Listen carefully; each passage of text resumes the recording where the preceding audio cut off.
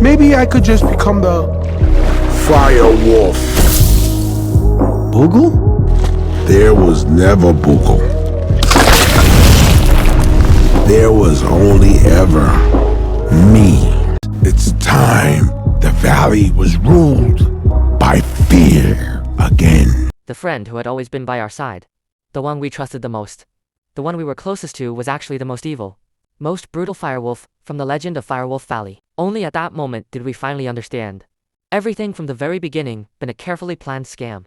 Back then, the Joe used magic pods to seal the Firewolf inside a Cuckoo Fish.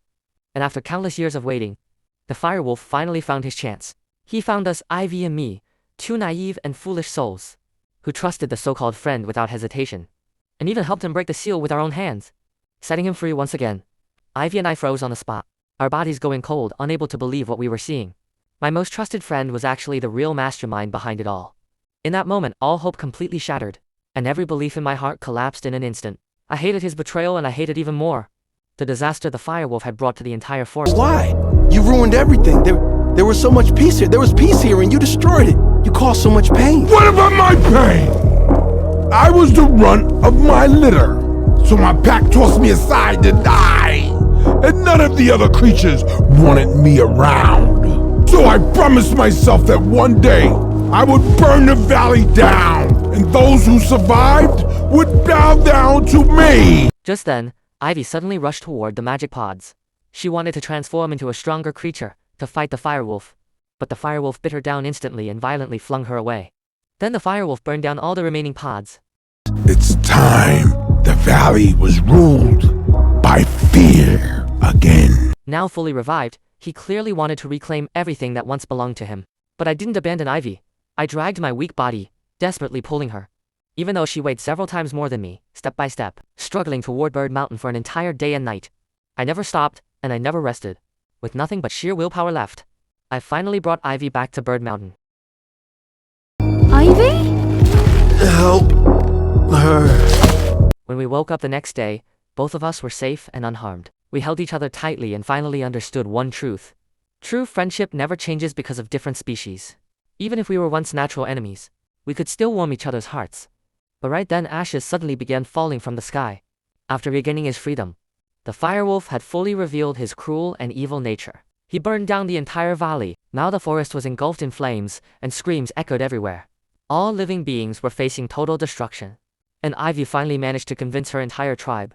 Everyone decided to set out together to rescue the animals trapped in the sea of fire, and send them across the river to Bruce Mouse Island, because that place had become the only safe refuge left. But how to cross the river became the biggest problem. Before we could figure anything out, the Red Leaf Wolves also arrived at the riverbank. Thank you for saving my son.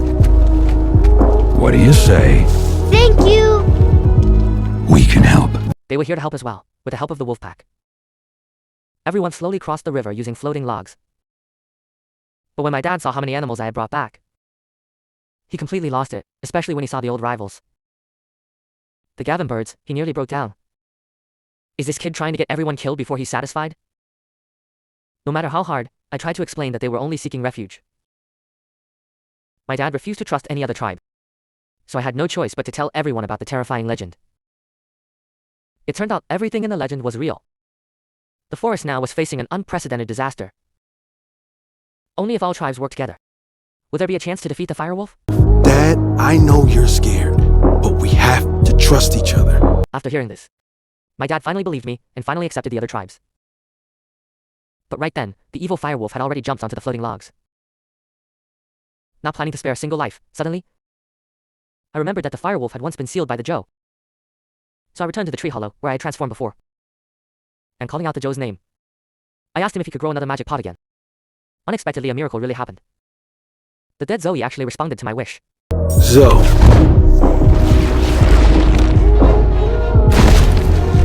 So... It can't be. Okay, Ollie, we got this! Ollie? That's our son! Just as the Firewolf was about to storm ashore and unleash slaughter, I now transformed into the Zoe was already standing in front of him. I easily extinguished his flames and knocked him straight to the ground. But just as Ivy rushed forward, holding a magic pod, ready to turn the Firewolf back into a Cuckoo Fish again, the Firewolf suddenly stood up. The flames on his back instantly burned the pod to ashes. He wasn't gonna fall for the same trick twice. Even though the dozo's body was enormous, it was far too slow. I couldn't catch the Firewolf's agile movements at all. Soon my entire body was swallowed by flames. All that seemed left for me was total destruction. The Firewolf stood high above me, his eyes filled with cold mockery.